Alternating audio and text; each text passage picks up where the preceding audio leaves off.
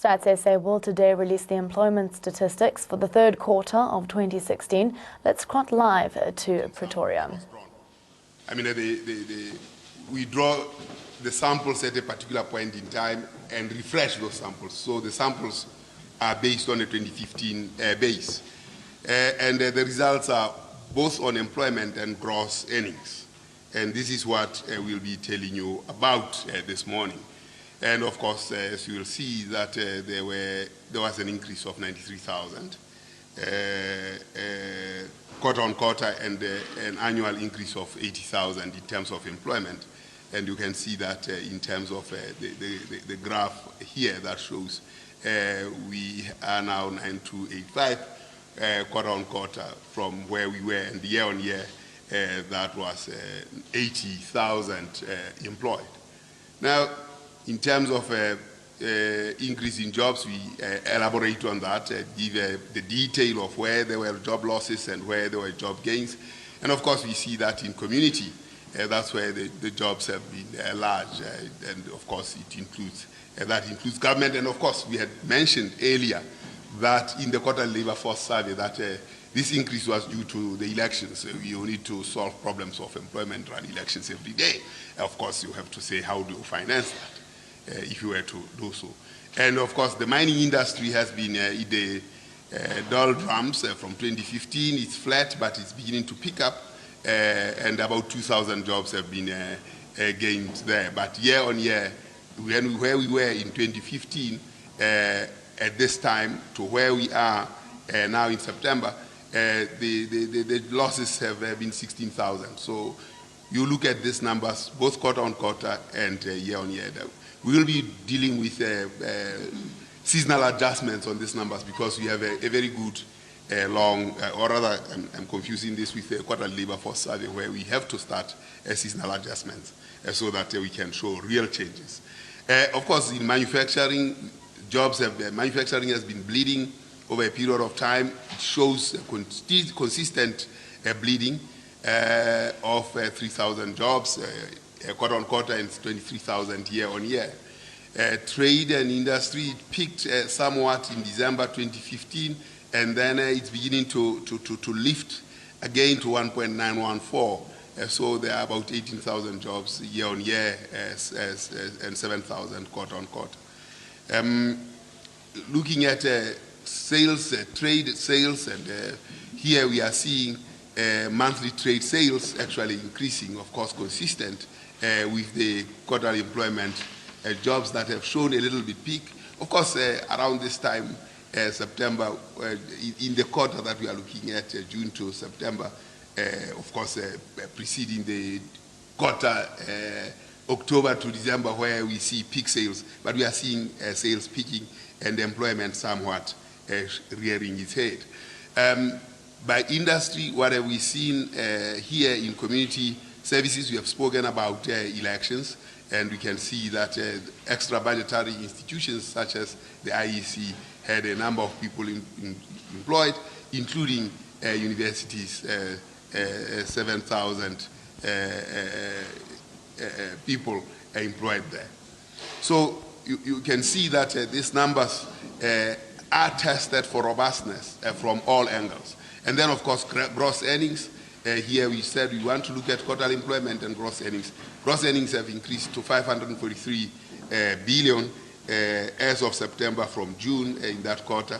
And this gross earnings quarter on quarter changes. It's a 20 billion increase compared to the last quarter. And finance takes the lion's share, and transport has had a decline in gross earnings.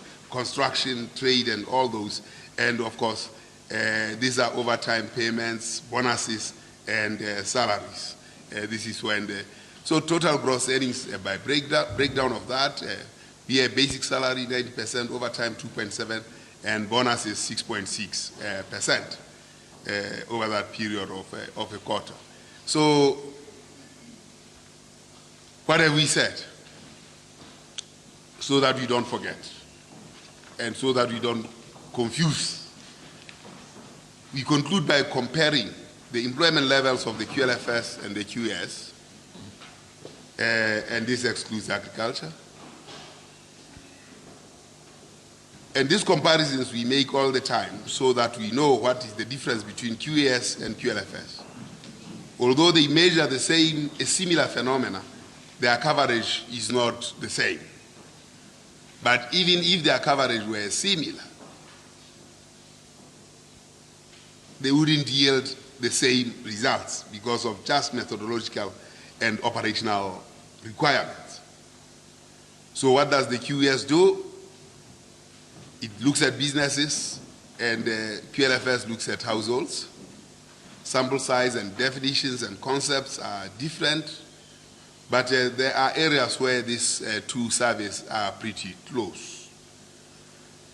In terms of sample size, 30,000, 20,000 a week, payroll, all industries, excludes agriculture and personal, so the total between QS and QLFS will not be the same. And there are adjustments that have to be made when you try to compare QLFS and QES. You exclude own account workers, agriculture, and private households. And you'll come to a close number. And of course, the adjustment obviously is still difficult to make because there are methodological and frame issues. And these things don't change at the same time or with the same velocity. And of course, employment changes of the QLFS and the QES, formal sector employees, including agriculture, we can see these changes as reflected here, quarter on quarter, between QLFS and QES. And of course, as I said, it's because of design issues and the frame issues. And of course, there are upcoming improvements, new samples every year. You will see this in December. Results will be based on the 2016 sample. We did the one sample on the basis of 2015. And the 2017 will be drawn in April 2017. And then, of course, there will be parallel collections on both 2016 and which will commence in June 2017 in order to see how the frame performs and the improvements on the frame so that we get closer to the administrative records. What have we seen? What have we said? 9.2 million jobs or 9.3 million jobs. An increase of about 1%, 93,000 jobs. And we have said year on year is 93 and quarter on quarter is 92,000. Quarter on quarter 93 and year on year to 92,000. Quarterly increase in employment was in community, and of course annual increase is 80,000, not 92, sorry. And then manufacturing and transport are the lacklusters. Of course, there was an annual increase of 34 billion in total earnings due to bonuses and overtime. And these gross earnings were 543 billion quarter on quarter, and that was 20 billion. That's our story. And of course, this time around, because we are under pressure of time, we will ask that the questions be asked fast.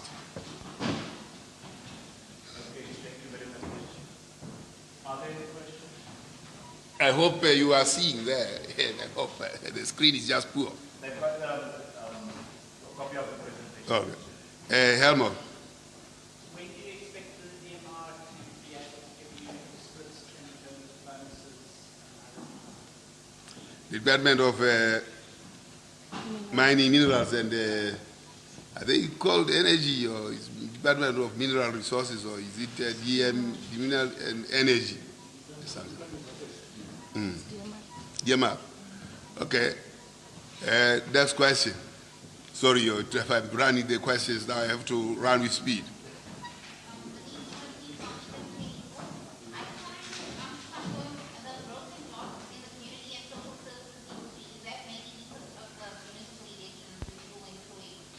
I didn't get the question. There was too much.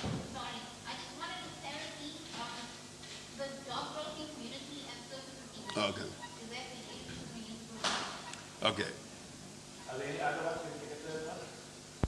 Okay. Well, they'll answer this DMR question. I'll answer the easy one that is very obvious, which you have also answered. Yes, indeed, that number of people by which the jobs have grown in the quarter is due to extra budgetary activities, elections, and higher education.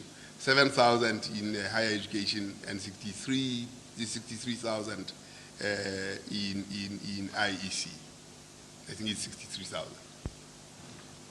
Now the DMR, I don't know whether this guy have answers. Peter. Yes, you've been negotiating with them.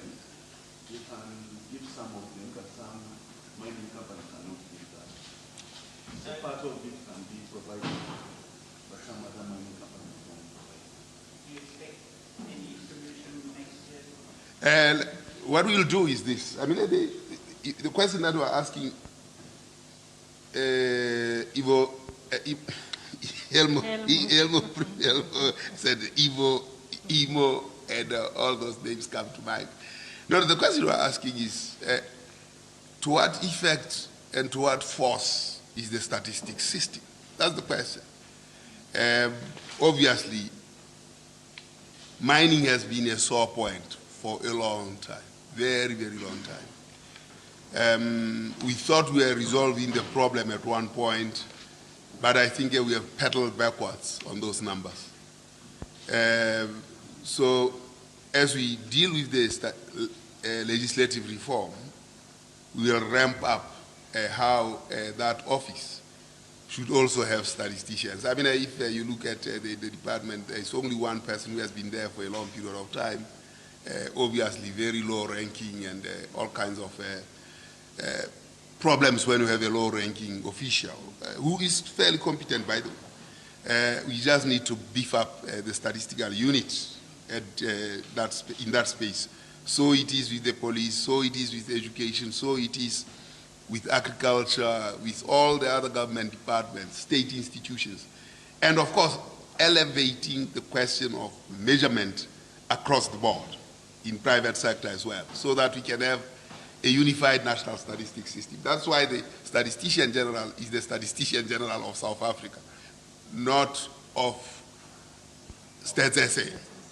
He's just head of Stats SA. He happens to be sitting there, but he's the Statistician General of South Africa. And the remit is then to implement the Statistics Act and implement it such that you provide the capacity, you raise the awareness, and then you compel for compliance. And the legislation now is going to look at compulsion for compliance, which would mean the necessary infrastructure must be there as a matter of course, not of volition. I've got a question here. Can you just give us your personal interpretation of what this means, the increase? Are we on the right? Are we steering the ship in the right? You want my personal? I don't have any personal thinking. I only have a statistician general interpretation. And if I go into the personal, then I might say a lot of things as an ordinary citizen, and I can't separate myself from that. Let me be useful and answer the question. Well, I think we can measure this against what the NDP desires. From the quarterly employment survey, it's a little difficult to compare what the NDP seeks to achieve and what the quarterly employment survey says. Because the NDP says there should be 24,000 people employed by 2020. 24 million. Yes, that's what, in 2030, when the NDP achieves its goals. But unemployment must be at about 14% by the turn of 2020. So there you have to look at the quarterly labor force survey to look at those indicators. But the fact of the matter is those numbers have to show here in the quarterly employment survey from businesses that those numbers are increasing. When you take toe for toe, quarterly employment survey and quarterly labor force survey, you realize that the number of jobs for those comparative areas are not increasing at a pace that convinces us that we'll have an unemployment of 14% by 2020. So it's very difficult. The NDP goals are not, at this pace, are not goals that can be met. We, in the last quarter, had 27% unemployment rate, 27.1% unemployment rate, which has inched upwards from where it was at 25. So we need to reduce that by 50%. That is 14 percentage points to get to 14%. The needle is pointing the wrong direction. That's the meaning of this. So you looked at the GDP, when I released it, it was 0.2%. So growth, there's no growth, or rather growth is it's at 0.2%, lackluster, much lower than an NDP goal of 5%. So compare this with the NDP targets, and then let's see how we drive those forward by industry, by what have you. Ours is just to measure, and the measurements are just differently from what the NDP